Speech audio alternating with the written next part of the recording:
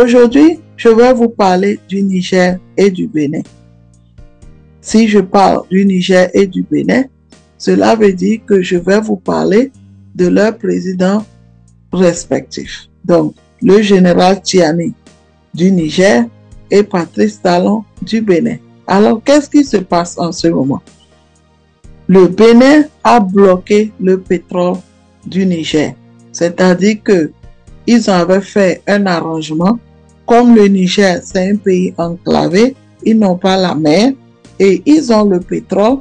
Donc, le pétrole du Niger devait passer par le Bénin. Mais il se fait que depuis qu'il y a eu la crise avec le Bénin, c'est-à-dire quand le Bénin avait fermé ses frontières avec le Niger à cause des sanctions de la CEDEAO, il y a eu tension entre ces deux pays.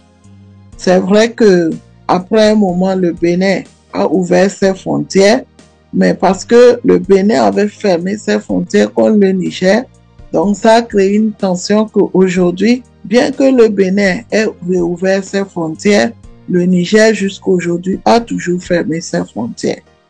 Donc, il se fait que, comme le pétrole nigérien devait passer par le Bénin, donc le président Patrice Talon a finalement bloqué ce processus. Dans cette vidéo, j'aimerais que vous écoutez clairement le discours de Patrice Talon qui explique pourquoi il a bloqué le Niger de faire passer son pétrole par le Bénin. La situation qui prévaut actuellement entre le Niger et le Bénin, principalement entre les autorités nigériennes et les autorités béninoises, quelque chose qui est malheureux et qui moi me peine à la fois. Le Bénin est un pays ami et frère du Niger. Nos peuples sont parents, frères et vivent ensemble depuis la nuit des temps. Ce sera toujours ainsi, éternellement.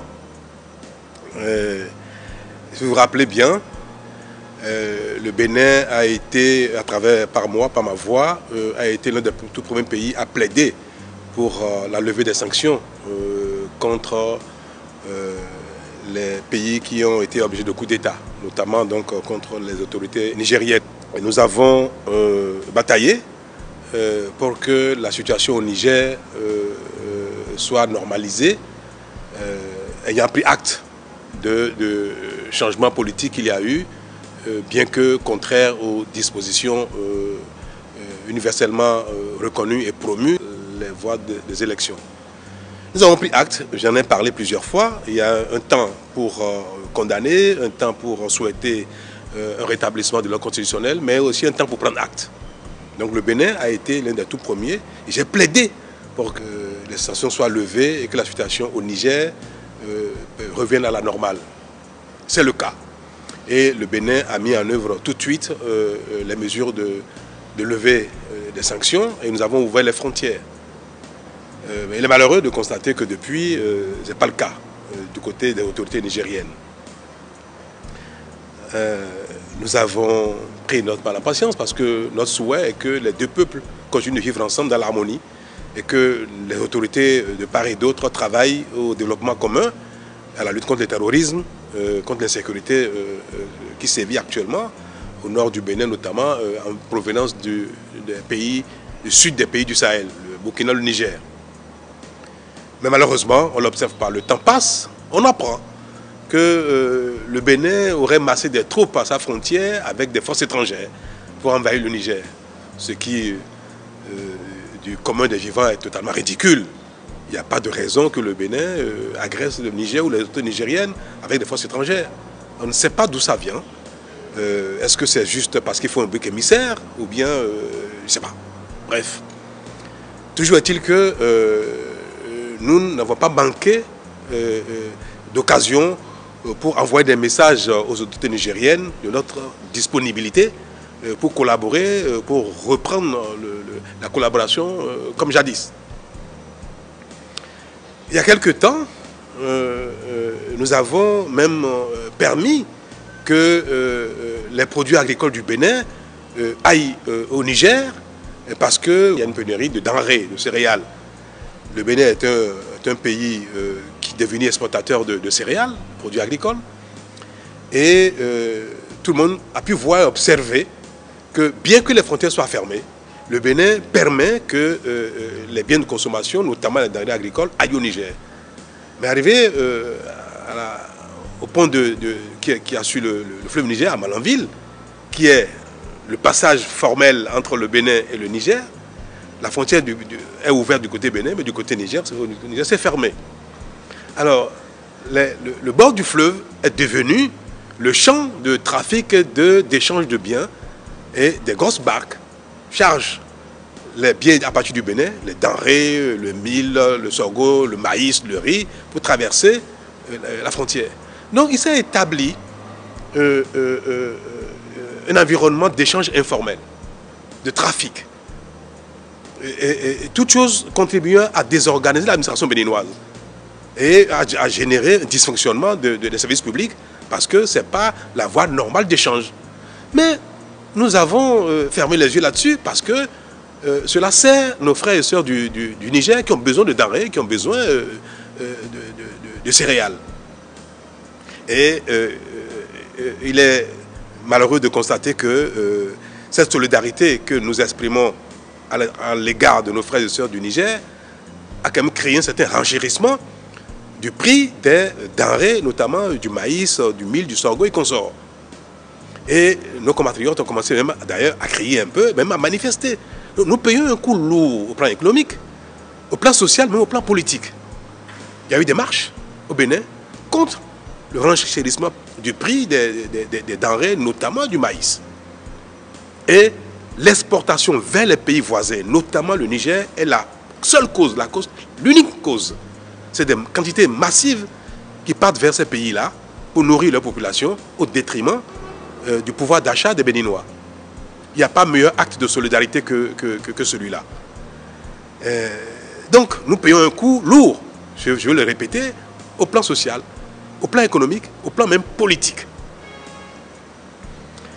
Nous avons donné également notre approbation pour les formalités de mise en œuvre du pipeline qui conduit le pétrole nigérien au Bénin, et pour être chargé sur la plateforme de Sémé, où des bateaux viendront accoster pour charger le pétrole nigérien par le pipe. Mais tout cela relève d'échanges formels, organisés, structurés, parce qu'il y a un contrat qui lie le Niger, le Bénin et les entreprises chinoises partenaires du Niger. Nous avons permis que les travaux préparatoires aient lieu au Bénin ici, et les Nigériens sont venus assister à ces travaux-là, bien que la frontière soit fermée du côté du Niger. Et il est question que dans les tout prochains jours, les autorités nigériennes, à un plus haut niveau, viennent au Bénin pour inaugurer le démarrage des activités de livraison de pétrole. Et que donc des bateaux viennent à Sémé pour charger. Mais nous avons dit que cela ne peut pas se faire de manière informelle, comme c'est le cas des denrées qui vont au Niger. C'est vrai que pour nourrir nos frères et sœurs, pour vendre des céréales au Niger, nous avons permis que l'informel règne, parce que c'est quand même nos frères et sœurs qui ont besoin de manger. Mais est-ce que nous allons transformer toutes les relations économiques, sociales, politiques entre le Niger et le Bénin en informel? Et ça, c'est trop sérieux. C'est des contrats qui lient trois pays, des entreprises et consorts. Nous avons dit, ça ne peut pas être informel. Il faut que les relations économiques, les relations d'échange soient rétablies pour que les biens, notamment de ce pétrole, puissent traverser le Bénin, être chargés et consorts. C'est ce que nous avons dit. Nous n'avons pas reçu de réponse. Non, c'est à croire que les autorités nigériennes préfèrent que le pétrole nigérien traverse le Bénin de manière informelle, soit chargé dans nos eaux de manière informelle, parce qu'ils estiment que le Bénin est un pays ennemi, peut-être que les autorités béninoises sont des ennemis. Alors, si nous sommes vus comme des ennemis, alors notre maïs aussi doit être vu comme un maïs ennemi. Le sorgho, le mil qui va au Niger, sont-ils devenus des produits ennemis du Niger? Et pourtant, nous les laissons partir. On ne peut pas nous voir comme des ennemis et vouloir de nos biens, de nos efforts, de notre collaboration, autrement que dans l'adversité également. Ce n'est pas notre vision à nous. Le Niger est un pays ami. Les Nigériens sont nos frères et nos sœurs. Les autorités nigériennes sont des partenaires, sont nos confrères, que nous pouvons travailler ensemble. Et nous avons dit que nos eaux, les eaux territoriales du Bénin, qui font partie de l'espace du territoire du Bénin, ne peuvent pas faire l'objet d'un trafic illicite, pas faire l'objet d'échanges informels. Si vous voulez que charger votre pétrole sur nos plateformes, dans nos eaux, alors vous devez considérer que le Bénin n'est pas un pays ennemi et que le territoire du Bénin ne peut pas faire l'objet de trafic illicite ou bien alors d'échanges informels. Et ce n'est pas que nous avons refusé de mettre à contribution notre territoire, notre administration, nos moyens pour les échanges entre le Niger et le Bénin. Nous disons que cela doit se faire de manière formelle. C'est tout. Si demain, les autorités nigériennes décident de collaborer avec le Bénin de manière formelle, les bateaux viendront charger. Mais pas dans un environnement d'informel et d'adversité qui ne se justifie point. Voilà la situation. Et je suis malheureux de le constater et j'appelle de tous mes voeux les autorités nigériennes pour que le Bénin et le Niger retrouvent la fraternité qui a toujours existé et les rassurer que le Bénin n'agressera jamais le Niger. Il n'est pas de notre intérêt. Nous n'avons aucun intérêt à le faire, ce n'est pas de nos intentions. Pourquoi on le ferait? Pourquoi le Bénin serait un pays ennemi, adversaire du Niger? Pourquoi les autorités béninoises seraient des adversaires des autorités nigériennes? Il n'y a pas de raison pour cela. Donc je saisis cette occasion pour leur adresser un message de fraternité, d'amitié, de solidarité et dire que le Bénin restera dans cette dynamique tout le temps, aussi longtemps qu'eux le voudraient. À quelles conditions vous allez autoriser les navires à mouiller les eaux béninoises? Mais il suffit que les autorités nigériennes le veuillent. S'ils le veulent ce soir, ce sera le cas. Nous disons, mais bien sûr, on ne peut pas dire que les échanges avec le Bénin sont interdits, que le Niger ne veut aucun échange avec le Bénin et demander que les bateaux pour le Niger viennent accoster dans nos eaux. Nous n'avons pas de conditions. Nous sommes ouverts, nous le voulons bien, ça dépend d'eux. C'est eux qui refusent, ce n'est pas le Bénin qui refuse. Ils refusent que le Bénin et le Niger échangent. Ils refusent que les camions traversent le Bénin. Ils refusent que le port de Cotonou serve le Niger. Ils refusent, moi je le veux bien. Donc je considère qu'ils refusent ici que la plateforme de Sémé serve le Niger. Le Niger ne nous a pas saisis officiellement d'une raison particulière pour laquelle ils ont gardé leurs frontières fermées. Ils ne nous ont pas saisis officiellement non plus de leur volonté d'envoyer des bateaux chargés. Hein. Ils ne l'ont pas dit. Ce sont des entreprises chinoises qui nous informent des intentions des autorités nigériennes. Et même cette formule n'est pas convenable. Les États ne changent pas entre eux via des prestataires privés. Non, nous sommes ouverts, nous attendons. Et nous avons seulement dit aux Chinois qu'attention, il ne peut pas avoir de bateaux chinois dans nos eaux pour charger des produits nigériens que les Nigériens eux-mêmes ont interdit de traverser le Bénin. Ce sont les Nigériens qui interdisent cela.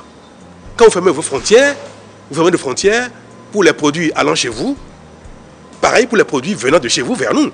Donc les Nigériens ont interdit, nous avons dit aux Chinois, attention, ce n'est pas nous. Nous prenons acte des dispositions que les Nigériens ont mises en place actuellement dans le cadre des échanges entre le Bénin et le Niger. C'est pour prévenir les Chinois afin que les bateaux ne viennent pas rester dans nos eaux indéfiniment et pour les faire comprendre qu'attention, vous ne pouvez pas venir charger des produits alors que les Nigériens refusent. J'ai personnellement envoyé des émissaires au ministre des Affaires étrangères. Nous tentons de parler avec eux. Nous sommes même actifs dans le rétablissement de la coopération avec le Niger. Et là-bas, on n'a pas de réponse. Je vous le dis, je suis malheureux. Et il n'y a pas de raison que le Bénin ne veuille entretenir avec le Niger des relations d'amitié, de fraternité, de bon voisinage. J'espère que vous avez écouté, vous avez vu vraiment ce qui se passe. Ce n'est pas une chose facile. C'est vrai que le Bénin avait fermé ses frontières, qu'ils l'ont ouvert. Et comme le Niger aujourd'hui a besoin du Bénin, moi je pense qu'il faudrait s'entendre, que le Niger fasse le pas vers le Bénin, qu'ils s'entendent et qu'ensemble ils puissent trouver une solution qui pourra arranger leur économie et leur population. À très bientôt pour une autre vidéo.